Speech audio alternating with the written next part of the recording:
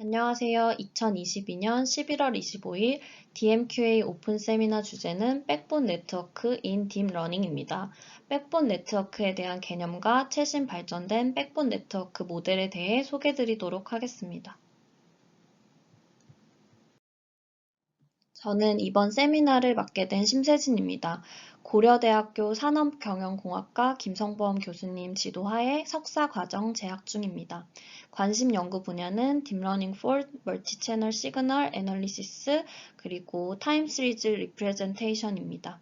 세미나 관련해서 문의 있으시다면 언제든 이메일 주소로 연락 주시기 바랍니다. 목차는 다음과 같습니다.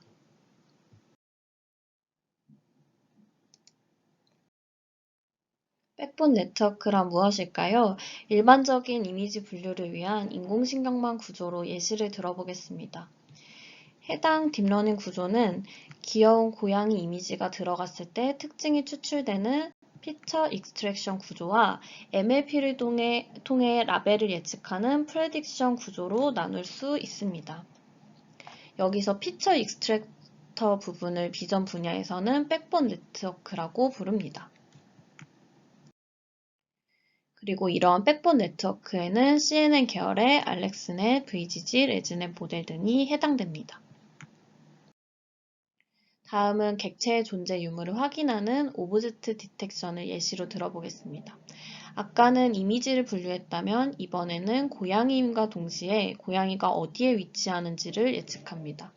이때 오브젝트 디텍션 분야에서는 예측하는 부분을 디텍션이라고 부릅니다.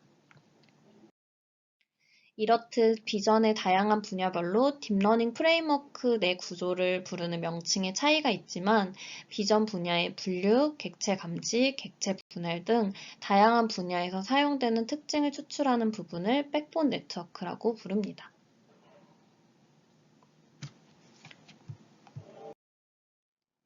그렇다면 왜 백본 네트워크가 중요할까요?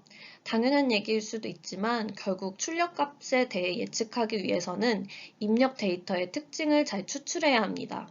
입력 데이터가 고차원이고 대규모인 경우에는 계산 복잡도를 낮추는 백본 네트워크가 필요해집니다. 결론적으로 백본 네트워크는 학습된 모델의 예측 정확도를 높이고 계산량을 낮추기 위해 매우 중요합니다.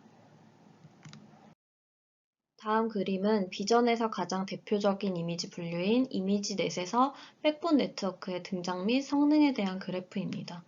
레즈넷이 CNN 계열에서 가장 좋은 성능을 보이다 트랜스포머가 비전 분야에도 등장하게 되면서 비전 트랜스포머인 VIT가 등장하게 되었고, 데이트나 스윈 트랜스포머와 같은 트랜스포머 계열이 CNN보다 높은 성능을 차지하게 되었습니다. 그리고 최근에는 스윈 트랜스포머를 능가하는 CNN 계열의 컨브 넥스트가 등장했습니다. 결론적으로 백본 네트워크의 발전은 효과적인 구조를 통해 비전 분야에서 일관된 성능 향상을 보입니다. 저는 최신 백본 네트워크인 스윈 트랜스포머와 컨브 넥스트를 본 세미나에서 소개시켜 드리도록 하겠습니다. 본격적인 백본 네트워크 설명에 앞서 CNN의 발전 흐름과 관련해서는 같은 연구실의 김정원 연구원님의 세미나를 추천드리며, 스윈 트랜스포머 이전에 나왔던 비전 트랜스포머 VIT에 관심이 있으신 분들은 조한샘 연구원과 박진혁 연구원님의 세미나를 듣고 오시길 추천드립니다.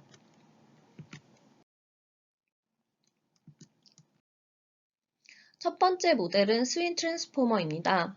스윈 트랜스포머는 트랜스포머 계열임에도 불구하고 CNN 기반 모델과 유사한 시간 소요량을 보이면서 높은 성능을 가진 모델입니다.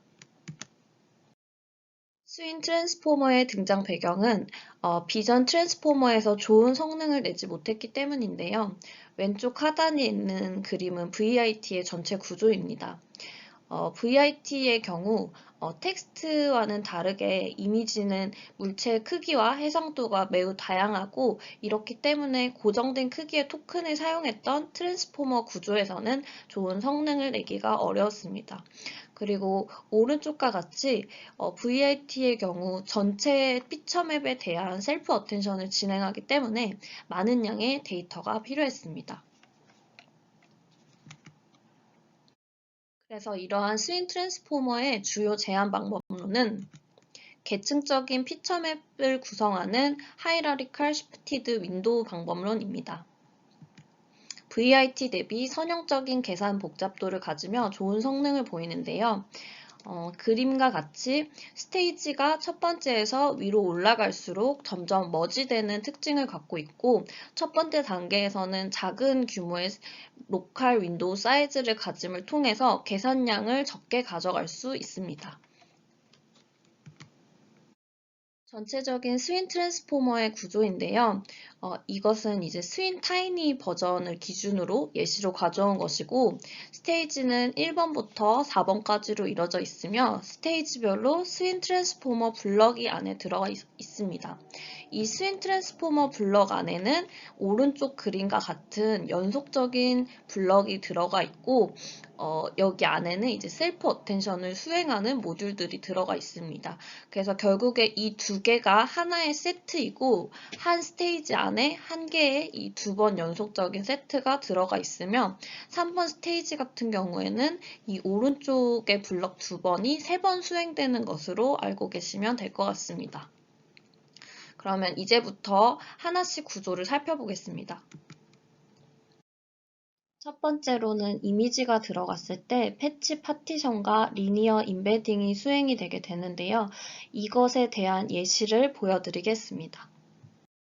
24 by 224 그리고 3차원을 가진 이미지로 예시를 들어보겠습니다. 이것을 패치 파티션을 시킨다는 뜻은 4 by 4의 픽셀 사이즈인 패치로 쪼갠다는 것을 말하는데, 그러면 기존의 224 곱하기 224를 가진 이미지는 한 채널당 3136개의 패치를 가지게 됩니다. 그리고 이러한 패치를 그 채널 축을 기준으로 컨캣을 시키는데요. 한 개의 패치들을 이렇게 뒤로 채널 축으로 컨캣을 시켜서 결국에 4x 4x 3을 채널 축으로 컨캣을 시켜서 56x 56x 48차원이라는 그런 데이터 쉐입을 갖게 됩니다.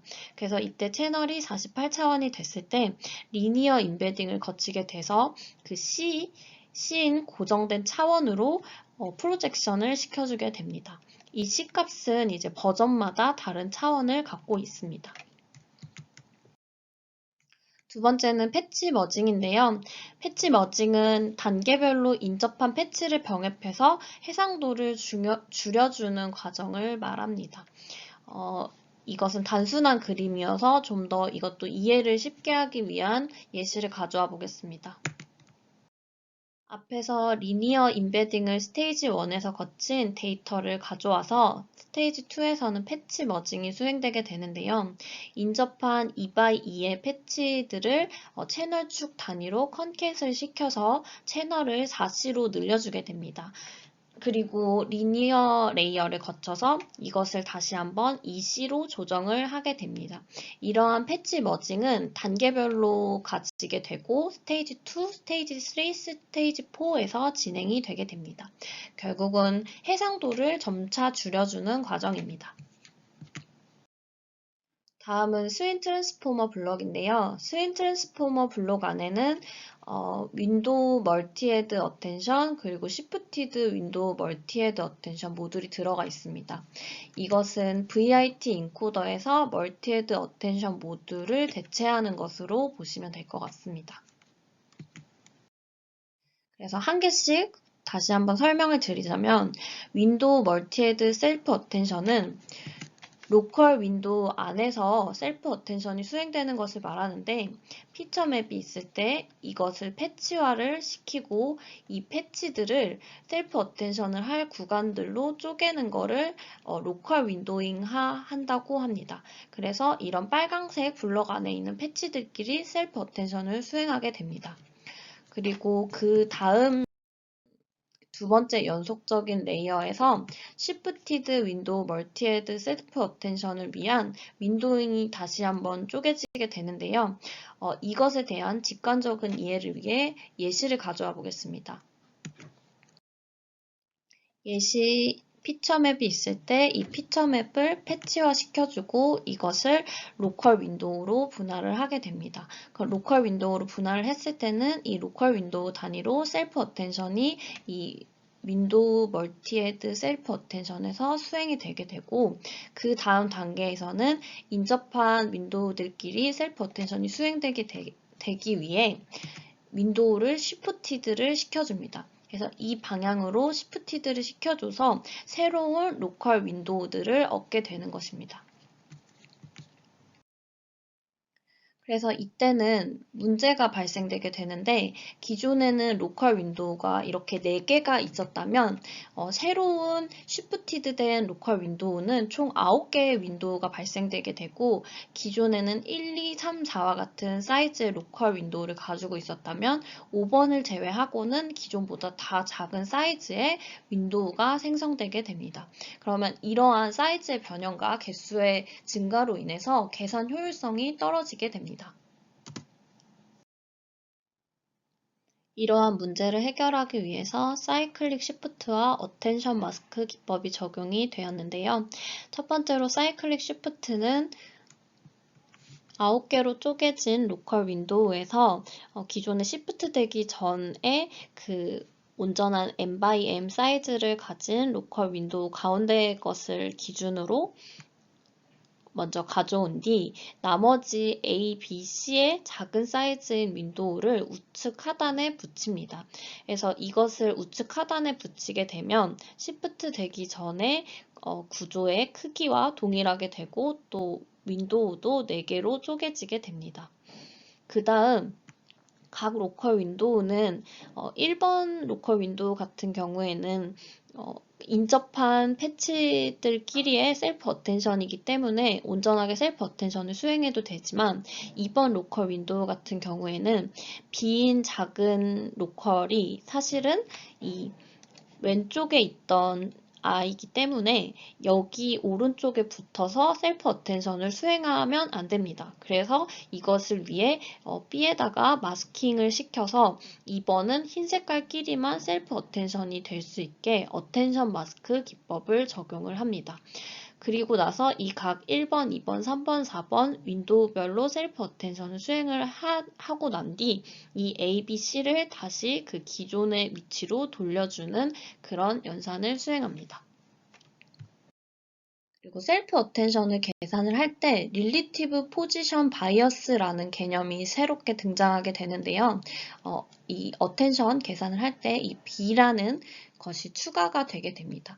이것은 이제 VIT에서 기존의 절대 좌표를 더해줬던 포지션 임베딩과 비슷한 개념이라고 생각하시면 되는데 VIT에서는 트랜스포머 인코더에 들어가기 전에 절대 좌표인 포지션 임베딩을 해줬다면 이번에는 이제 셀프 어텐션을 하면서 상대 좌표를 더해주는 개념이라고 보시면 됩니다. 그래서 이것에 대한 직관적인 이해를 위해 다시 한번 예시를 가져와 보겠습니다. 저희가 2x2의 윈도우를 가진 피처 맵을 가지고 있다고 했을 때 이 빨강 색깔을 기준으로 전체 피처 맵에서는 이러한 상대 좌표를 갖고 있습니다. 우측 하단으로 내려가면 마이너스 1의 상대 좌표 그리고 좌측 상단으로 올라가면 플러스 1의 상대 좌표를 가진다고 했을 때 빨간색인 첫 번째 윈도우를 기준으로 전체 피처맵에서는 이러한 상대 좌표 주황색 두 번째의 윈도우를 기준으로서는 전체 피처맵에서의 상대 좌표를 이렇게 쭉 4개를 가지고 있습니다. 그럼 이러한 좌표를 이렇게 늘리고 그리고 이걸 매트릭스화를 시켰을 때 이러한 매트릭스가 발생이 되게 됩니다. 그럼 이것을 저희가 인덱스는 0부터 시작하기 때문에 기존의 마이너스 1을 다 0부터 시작할 수 있게 플러스 1씩을 시켜주고 그 다음에 행 좌표에만 2m-1을 적용하게 됩니다. 그러면 최종적으로 이러한 매트릭스가 나오게 되는데 이러한 매트릭스는 행과 열의 좌표를 합쳐지게 돼서 최종적으로 릴리티브 포지션 인덱스라는 것을 갖게 됩니다. 이 릴리티브 포지션 인덱스를 기준으로 릴리티브 포지션 바이어스 테이블을 참고를 해서 이 값을 가져오게 되는데요. 결국 이 바이어스들은 학습을 통해서 조정이 되는 값들이라고 생각을 하시면 됩니다. 그래서 릴리티브 포지션 인덱스를 릴리티브 포지션 바이어스 테이블의 값들을 참고를 해서 릴리티브 포지션 바이어스인 매트릭스를 최종으로 갖게 되고 이 B로 발생된 매트릭스가 결국 셀프 어텐션을 할 때마다 더해지게 되는 것입니다. 해당 페이지는 스테이지별로 데이터 쉐입이 어떻게 바뀌는지에 대해서 기재한 페이지인데요. 상세하게 보고 싶은 분들만 확인하시면 되는 것이라서 현재 발표에서는 스킵하도록 하겠습니다. 스윈 트랜스포머의 모델 버전인데요. 총 4개 타이니, 스몰, 베이스, 라지가 있고 224, 224의 이미지를 기준으로 아웃풋에 대한 쉐입을 볼 수 있습니다. 첫 번째 실험 결과인데요. 클래시피케이션에서 트랜스포머 계열로 비교를 했을 때 스윈 트랜스포머가 다른 VIT 데이트에 비교해서 가장 높은 성능을 달성함을 볼 수 있었고 CNN 계열과 비교했을 때 뚜루풋인 성능과 학습 속도의 트레이드 오프가 적은 숫자임을 볼 수 있었습니다. 그리고 오브젝트 디텍션에서는 각 프레임워크에서 백본을 비교했을 때 레즈넷 50 대비 높은 성능을 달성했고 카스케이드 마스크 RCNN 구조에서 백본을 비교했을 때도 파라미터 개수를 구분했을 때 타 백본 대비 높은 성능을 보임을 알 수 있었습니다. 그리고 이 좌측 하단에 있는 그림은 오브젝트 디텍션 분야에서 정답 레즈넷 스윈 트랜스포머를 이렇게 시각화한 부분인데요. 예측한 것을 레즈넷보다 스윈 트랜스포머가 정답에 가깝게 예측함을 볼 수 있습니다. 그리고 시멘틱 세그멘테이션 분야에서도 데이트와 비교를 했을 때 적은 파라미터로 더 높은 성능을 달성을 했고 다른 메소드와 백본을 비교했을 때도 가장 높은 성능임을 볼 수 있었습니다. 결론적으로 트랜스포머 모델에 로컬 윈도우를 적용해서 성능이 향상이 됐고 패치 머징을 통해서 스테이지별로 계층적인 구조를 형성했습니다. 이미지 특성이 더 고려되어서 더 좋은 특징을 추출할 수 있었고 VIT보다 더 적은 연산량을 가집니다. 다음은 컨브넥스트인데요. 컨브넥스트는 CNN 모델을 기반으로 하고 스윈 트랜스포머의 장점을 반영한 구조로 높은 성능을 달성한 모델입니다. 등장 배경에는 VIT 이후에 스윈 트랜스포머 등 트랜스포머 연구가 집중이 되고 있는데 CNN 모델은 슬라이딩 윈도우를 통해서 파라미터를 공유해서 인덕티브 바이어스를 통해 좋은 성능을 내고 있습니다.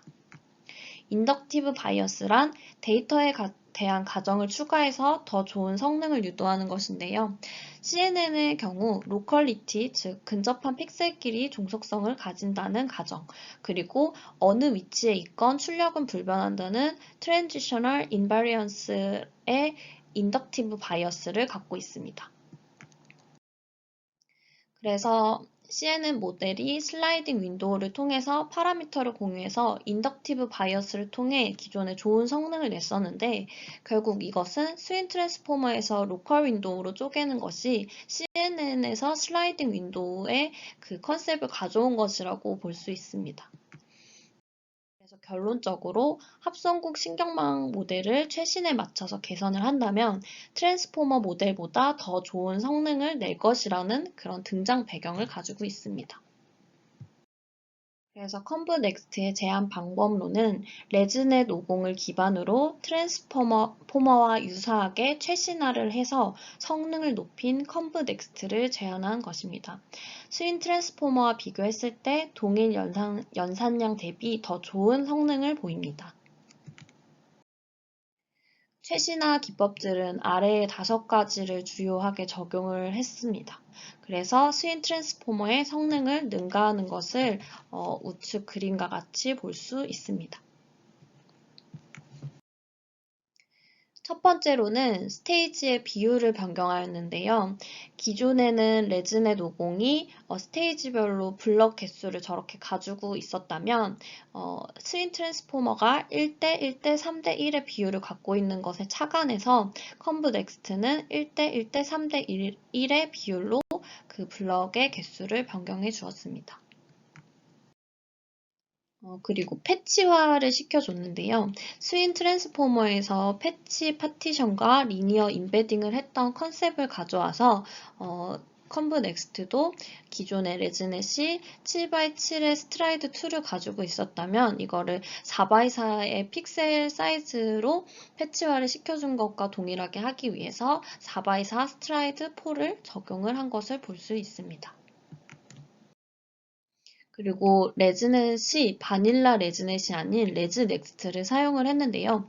레즈넥스트의 주요 특징은 아래 그림과 같이 그룹드 컨볼루션을 수행을 한 것입니다. 그래서 예를 들어서 32개의 그룹을 추가로 생성을 하는 구조로 볼 수 있습니다.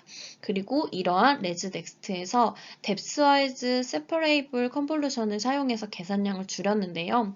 이러한 그 뎁스와이즈 기법을 통해서 셀프 어텐션과 유사한 연산을 수행하였다고 합니다. 그리고 세 번째는 인버티드 버틀렉인데요. 스윈 트랜스포머의 MLP 히든 디멘전은 인풋 디멘전의 4배입니다. 96에서 384 이렇게 4배인 것을 볼 수 있는데요. 기존의 레즈 넥스트를 첫 번째와 세 번째를 뒤집고 그리고 차원을 스윈과 같이 이렇게 변형을 96, 384, 96으로 변형을 하였습니다. 다음은 커널 사이즈인데요. 레즈넥스트에서 사용됐던 3x3 기존 커널 사이즈를 스윈 트랜스포머 윈도우 사이즈인 7x7로 변경을 하였습니다. 그리고 렐루를 겔루로 바꿔주고 액티베이션과 놈의 개수를 줄여주고 배치 노멀리제이션을 레이어 노멀리제이션으로 변경해 주었습니다. 그리고 다운 샘플링 레이어를 매 스테이지마다 도입하였는데 이것은 스윈 트랜스포머에서 스테이지별로 패치 머징을 했던 것에 컨셉을 가져온 것이라고 볼 수 있습니다. 그래서 기존의 스테이지가 끝나면 이 패치 머징을 하는 것과 유사하게 2x2의 컨볼루션 스트라이드 2를 컨볼루션 레이어 이후에 이 중간 스테이지마다 적용을 해주었습니다. 컴브 넥스트의 모델 버전은 타이니, 스몰, 베이스, 라지, 엑스라지 이렇게 총 5개로 가지고 있고 각 버전은 채널이 스테이지별로 다르고 또 블록의 개수도 다릅니다. 실험 결과 첫 번째 분류를 보자면 트랜스포머 계열과 비교를 했을 때 유사한 파라미터를 가진 모델에서 더 좋은 성능을 달성을 했고 CNN 계열과 비교를 했을 때 트루풋이 적은 것으로 확인이 됐습니다. 그리고 오브젝트 디텍션 분야에서는 각 프레임워크의 백본으로 비교를 했을 때 대등하거나 더 좋은 성능을 보임을 알 수 있었습니다. 그래서 결론적으로 컴브 넥스트는 아래의 주요 5가지 최신화 방법을 사용을 해서 스윈 트랜스포머보다 더 높은 성능을 달성했고 CNN의 인덕티브 바이어스를 유지할 수 있었습니다. 최종 결론입니다. 백본 네트워크란 비전에서 딥러닝 구조의 피처 익스트랙터 부분을 말하며 궁극적으로 학습된 모델의 예측 정확도를 높이고 계산량을 낮추기 위해 매우 중요합니다. 스윈 트랜스포머는 로컬 윈도우와 패치 머징을 통해 VIT의 단점을 개선해서 트랜스포머 계열임에도 불구하고 좋은 성능과 학습 속도를 보였습니다. 컴브 넥스트는 CNN 기반으로 인덕티브 바이어스를 유지하면서 스윈 트랜스포머에서 착안한 최신화 기법들을 통해 좋은 성능과 학습 속도를 보였습니다. 백본 네트워크의 발전은 효과적인 구조를 통해 비전 분야에서 일관된 성능 향상을 보이기 때문에 더 개선된 모델 등장 시 다양하게 적용할 수 있을 것으로 사료됩니다. 그리고 마지막으로 개인 의견인데요. 저는 개인 연구로 멀티채널 시그널 데이터에 레즈넷, 스윈, 트랜스포머, 그리고 컨브 넥스트를 적용한 사례가 있습니다. 해당 개인 연구에서는 레즈넷, 스윈, 컨브 넥스트 이렇게 순위로 성능 순위가 나왔는데 레즈넷과 스윈이 유사한 성능을 보였습니다. 결국 비전 백본 네트워크가 타 분야에서도 좋은 성능을 보이지만 비전은 컨브 넥스트가 제일 좋은 성능을 보인 것에 반해 해당 연구에서는 레즈넷이 가장 좋은 성능을 보였기 때문에 비전과 동일한 성능 순위를 가지지는 않습니다. 그래서 도메인별로 백본 네트워크의 특징을 파악해서 활용하는 것이 중요하다고 사료가 되는데 예시를 들어서 레즈넷은 스윈이나 컴브넥스트보다 지역적인 특징에 더 집중한다는 그런 특징을 갖고 있기 때문에 백본 네트워크별로 어디에 더 주요하게 보는지를 확인을 해서 그것을 도메인에 적용하는 것이 중요할 것이라고 생각합니다. 지금까지 발표 들어주셔서 감사합니다.